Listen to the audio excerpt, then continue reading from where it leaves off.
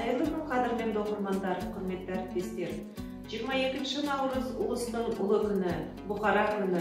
Бұл күні таңмен таласа барлығы күн шапағын қарсы алады. Одан әрі бұқаралық мерекелік шеруге айналады. Бұл күні күн мен түн теңеледі. Табиғат та, жер ана да, жан жануарлар да түлейді, жаңарады. Адамзаттың бойында қан жүгіріп, тал теректер бүршік жарады. Қазақтың сайын таласын Қызыр баба кезіп, адам баласына құт береке, бақ дәулет сыйлайды. Самарқанның көк тасы еріп, қасиетті қара жер, қара топырақ бусанады. Ұлы даланың төсінде қызғалдақтар құлпыра өсіп, бел-белестерге қызылды жасылды кілем төселеді. Ұлан байтақ Қазақстанның халқы 7 түрлі дәннен наурыз көже жасап, ұлттық салт дәстүр, әдет-ғұрыптарды сақтап, ай бойы ұлыстың ұлы күнін тойлайды.